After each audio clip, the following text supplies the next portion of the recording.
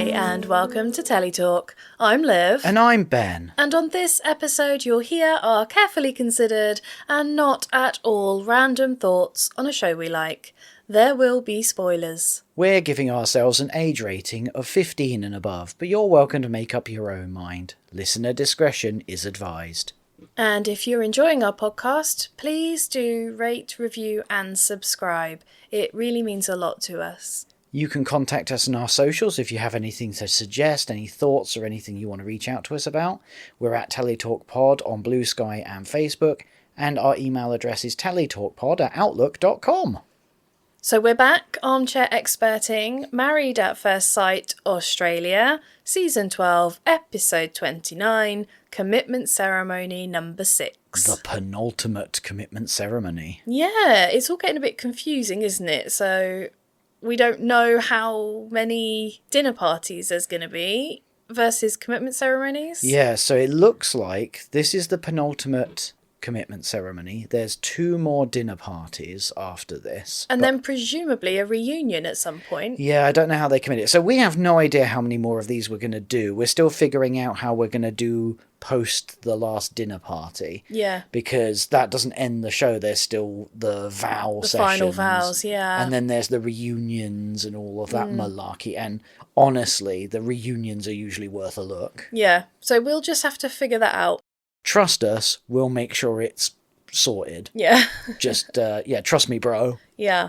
But for now, we're going in with Athena and Adrian. They are first on the couch this time. And they are making the right noises for seeming good. They are. They say that they found their point of disconnect and they've fixed it. And I am tending to believe them. Yeah, I'm starting to think that they maybe give these couples a bit more support in the background than they let on. Yeah. Because I said a fair few weeks ago now that I hoped that they would do some learning and improve, and Adrian would maybe learn to rectify some of his bad communication patterns. Yeah. And I'm starting to think that he has. Yeah, it certainly seems like it, doesn't it? We can only go by what we see, and to be fair, it's been a while now since I've had anything to really criticise him for. He seems to be doing right. Yeah, and together they were just having fun. And in fact, Athena says we're being curious about each other, and this felt quite genuine. Yeah, and they talked about how the time apart made them realise their care for each other during the partner swap activity. Absolutely. Yes. Yeah. I mean, the whole time we were watching them, I was smiling, like I was loving it. Yeah, I have to say, I think the corners of my mouth were twitching up a little bit as well, despite myself. So I'm starting to wonder if Adrian might have turned a corner for me. Yeah. Well, they both stay. And we move on to Veronica and Elliot, somewhat less upbeat and cheerful. Yeah, this was interesting because they gave each of them, the experts did, a chance to sort of give their perspective. And Elliot was quite measured. Yes, he went first, didn't he? Yeah, and he gave sort of factual stuff about, like, our communication is this, we have a pattern like this. Yeah. And Veronica, on her turn, basically said, he attacks me and I'm a victim. Yeah. I'm paraphrasing, but... Yeah, I wrote down that she has a baffling story. And actually then the experts refer to it as a story. Or someone else did. And I thought, I thought that as well. Yeah, you said it out loud when we were watching. And the whole group, I wrote, the whole group looks baffled by her. Yeah. Well, she's very dramatic. She seems to be projecting a lot, I noticed. And then Mel opens up their relationship to the whole group to weigh in on. Yeah, that was a turn. I loved that. I couldn't wait to see what people were going to say. Throw them to the wolves. And good old Adrian steps up. Him of, I will say the hard stuff. Yeah, he doesn't shy away, does he? And then they go specifically to Ree because she spent time with Elliot. So I think it's John wants to find out what he's really like. Yeah, and I think Ree was uncomfortable because she said she's got a decent friendship with Veronica, but she then basically goes, nothing you said was true. He seemed really nice and thoughtful and considerate. She had a great 3 days. He taught me a card game. Oh, yeah. And then Veronica's like, why didn't you ever play a card game with me? And he's like, I have offered. And she was like, you've never offered. Why wouldn't you want to play? And the whole group's like, come on now. Yeah, well, they spent a week together and they saw it. They saw him offering and everyone knows he likes a card game. They were talking about Connect 4, weren't they? all sorts of stuff. He's just the games master. Yeah. Well, John summarised it quite nicely for me because he said, you guys are living in different realities. And I thought that is exactly what it is. It's interesting because Elliot was saying, I have asked you on, and she's just going, you never have. And I wonder if she is authentic in her belief that he hasn't, because I think she just discounts every single thing he says. And so she has no memory of anything he's ever said. She just does appear like she never listens to him.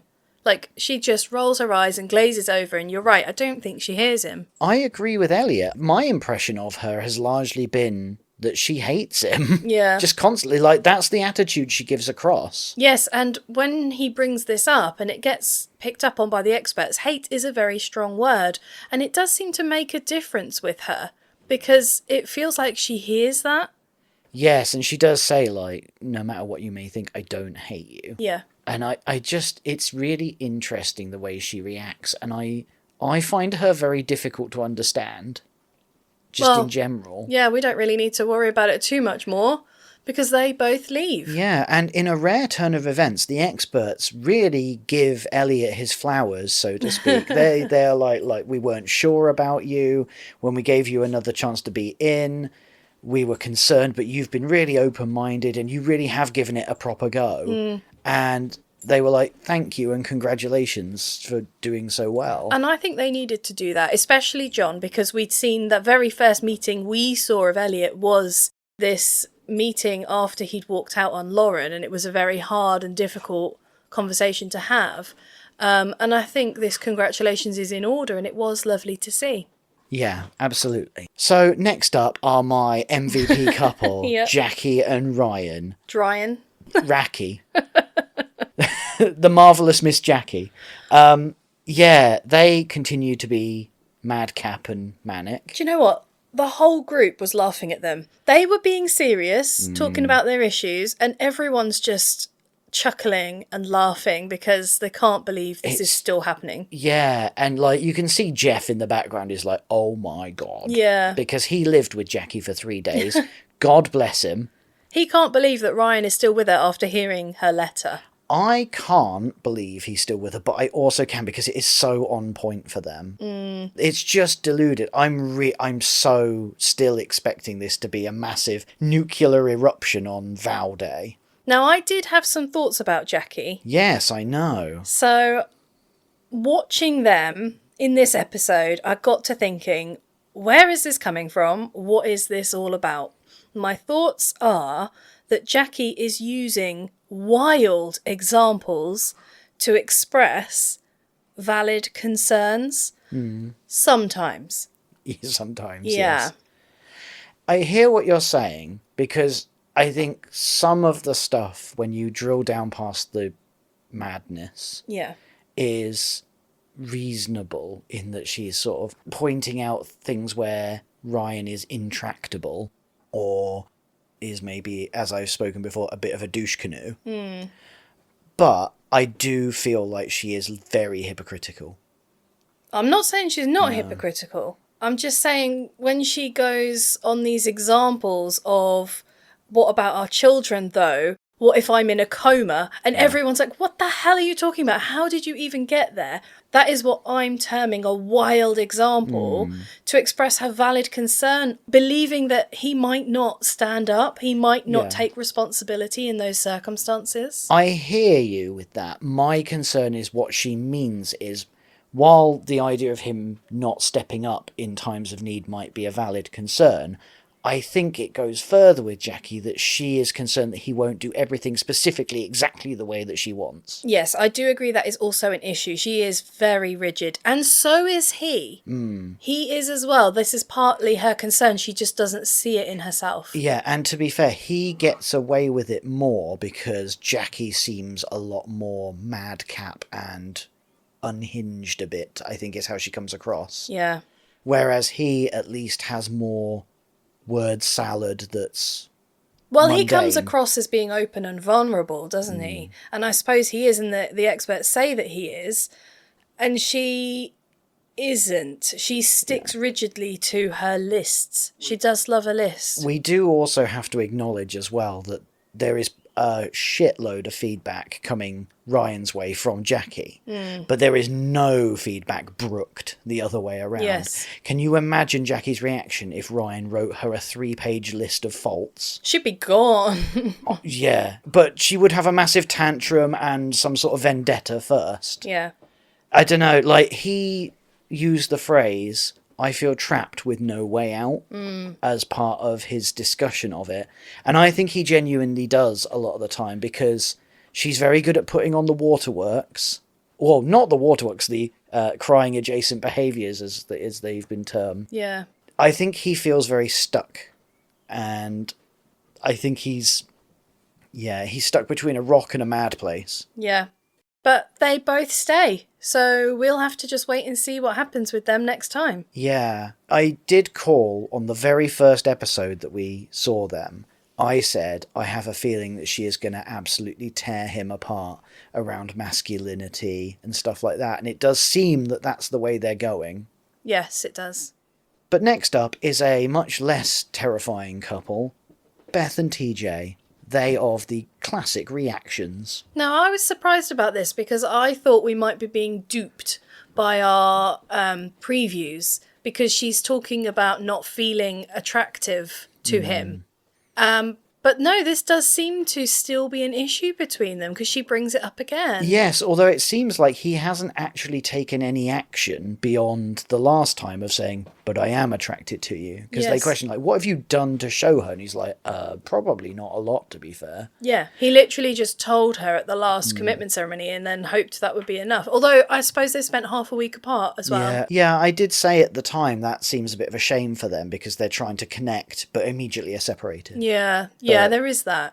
They both seem really nice. They seem to genuinely want to figure it out. And I think it's just that disconnect that hopefully, now that he knows he's got to take some action. Yeah, and the experts gave him some real clear direction that he needs to give her more reassurance and more validation. And Alessandra said, just make out. Yeah, it was very clear. They've given him a to-do list, and hopefully that will help. It's time for smoochie kiss. But they both stay, so that's nice. They clearly do want to work on it. They do. And another couple that does want to continue working at it is Rhee and Jeff. They are doing so well. They are. I really like Rhee and Jeff. They are like couple goals, #great. Yeah, mainly what they say is that they missed each other. They both say it. It's so nice. I enjoy that Jeff said, "Jackie made me miss Rhee." I know, well, Ouch. Like, he really harped on it a few times, like to the point where Jackie was going, "Rrr," yeah. like jokingly, but I think half seriously. Yeah. I like as well that other couples call them Jeffrey. Vindicated All right. for Ben. Was I right? You were right. Yes, yes, yes, yes. Victory. Well, there's not much else to say. I feel like we just repeat ourselves over and over again with them. I was right, they stay. They stay, yeah. Who do you want to go on to next? Well, we're following them, so it's Karina and Paul. Oh, that's right. Yeah, we didn't pick this. They did. He did not expect to be the bad guy in this bit, No, did he? he did not. No, he did He not. was expecting her to be called out How for shitty wrong. behaviour, but actually he didn't realise that he completely broke her trust. Well, it turns out it's because he's lacking emotional intelligence. Oh my god, I know. Right in the face. And he reacts to that. He's like, woof. He didn't like that. He No. doesn't like viewing himself that way. I think there was a point where I could identify that he might have infuriated you. Because I heard him say, plaintively, "I'm sorry, I didn't mean to." I hate that. Yes, you do. It's just like, "Oh, I meant well." Yeah. Is the other one. Yeah, no, I know you did. What you didn't mean to do was upset her, but you did. Yeah. You absolutely Well, did. and she told him, and he didn't change. He didn't hear her. As John pointed out, read the room. Everyone is telling you. Yes. Everyone. Yeah. And she's very quiet, actually, throughout their interview. Yeah. She doesn't say much at all. Well, you said about this at the time when we were watching it, that he did this, threw her under the bus and everything, to sort of maybe try and even up their relationship power balance. Yeah. Because he's had at least one major transgression. When I saw this all playing out, I said, this is an act of revenge. And I still maintain that. it was noticeable that he was more able to control the excesses of his emotions. He wasn't so apoplectic with his crying and shaking and all that. It seems like he maybe has been engaging with those emotional management facilities that they've given him. Yeah, but then also the example isn't as extreme, so... True. Who knows, really? I mean, he did get feedback to the face, so, They both stay, which I was actually a little surprised by. Yeah, do you know what? They do, and I'm glad that they are, because I think they have still got room to work on stuff. What I feel that maybe he's getting upset about is that the two of them started in a similar place to Ree and Jeff. They were sort of grouped together, along with Jamie and Dave, actually, as they're doing all right, especially Ree and Jeff, because they knew each other before. That group of four felt like they were all aligned. And what happened as the weeks went on is that Ree and Jeff got stronger and stronger, and Karina and Paul have had issues. And I wonder how much he is comparing their relationship with Ree and Jeff. Yeah, because I know Ree and Jeff are comparing themselves, because they were saying, like, oh, I look at the other couples having trouble, and I wish they had what we had. Yeah. I mean, I know that they meant that well, but it did seem a little bit smug. I think we are going to have to talk about Jamie and Dave. Yep, it's their turn. Dave are on the rocks, on the ropes, almost out for the count. Yeah, I was actually quite surprised how this went. Yeah, because the pre-bit that we saw where they met up in Jamie's hotel room before the commitment ceremony was not constructive. No, it goes from bad to worse, doesn't it? Yeah, Dave goes, do you know what I'm going to do is I'm going to lead with how I didn't like that she talked to me the way she did. Yeah. And I'm going to double down on that because that seems like a good plan. I think, and this has happened quite a few times this season, but I feel like people are getting better with their communication, or they think they're getting better with their communication. So he's gone, I need to communicate about how I'm feeling. I've noticed that I felt something, so I'm going to bring it up. And again, he didn't read the room, that he caused that issue. Yeah, I feel like this might be another case of someone not having a particularly strong emotional intelligence. Yeah.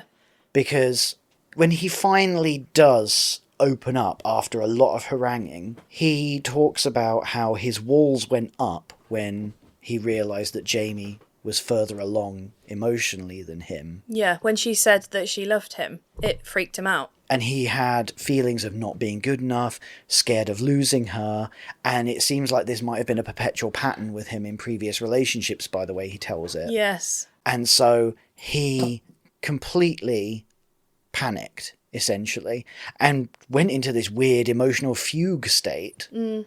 And he eventually got to the point where he was able to express himself better. It's just whether he's done too much damage now. Yeah. So what I noticed when they were talking is that Jamie talks a lot and she fills the space between them. And so I feel like, although he might have been feeling these things, there was no pressure on him to express them. Yeah. And he is disconnected, detached and uncaring. That's what John says of him. And it's only when that mirror's held up to him by John that he seems to get to the point where he can express what's really going on. There's silence. Jamie doesn't fill it. She lets him process and come to explaining himself in his own time. Yeah, and so I feel like there is a glimmer of hope still here, because I think he is in this relationship. I think he isn't this, my feelings aren't there, I don't hate the girl state that he was expressing. Yes, they felt very much like statements that he'd rehearsed. Yeah, I just think he had no idea how to process. He was processing as we saw him. You talked about him. He has processed this live as we're seeing it and got to that point. And so I think it was all just like blank loading screen face. Yeah, I think that's what it is, and that's what hurt her. I mean, we might prove to be wrong and he might regress immediately again, who knows, but... It's possible, but I really felt that he was being truthful and honest when he was, able to express himself, and he apologises to her. That's true. And he did that without being asked to. That came naturally as part of him actually expressing himself. And I've talked for weeks now about things not not being said by his eyes. It doesn't get to his... That got to his eyes. Yeah. Like, he said that heartfeltly. I believed it. And I liked that when they were like, what are you going to do? He's like, I'm going to woo her. I know. I love that. Oh, it's giving me goosebumps all over again. My appropriate reaction was, woo! But he seemed motivated. This felt real. Yeah. I have hope. It's the hope that kills you. I know. There's a whole week. I think it's the staying at each other's places thing. So that's going to be fun. I think it's going to be fine. They're going to be absolutely fine. Oh, yeah, those two I think will be all right. Oh, do you? I think some of the other couples are going to be hilarious. Yeah. Well, Jamie and Dave, surprisingly, they both put stay. I was... Because Jamie had earlier on said, there is no way I'm putting stay now. Yeah. And she did. She did.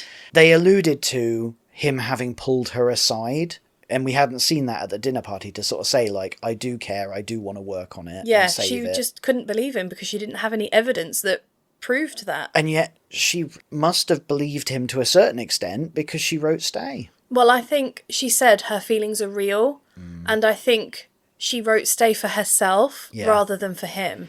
Yeah. Well, I'm hopeful, but I'm apprehensive. I am just hopeful. Okay, good. I'm all in on them. Good.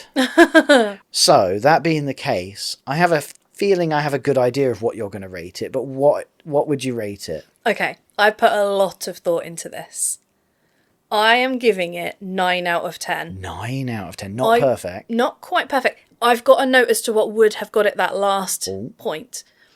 It would have been a 10 out of 10 if they had have shown us clips that sorted out the Elliot and Veronica stuff, because they were giving opposing views. John accused one of them of lying. That was the perfect slot to get a big screen out and show everyone they are saving what footage they have. They are saving that for the reunion and the finales. You reckon? Yeah, that's the sort of thing they show down the line. Maybe not. Maybe they'll just leave us hanging forever. I don't know. But that, for me, that would have been 10 out of 10. As it is, 9 out of 10. What about you?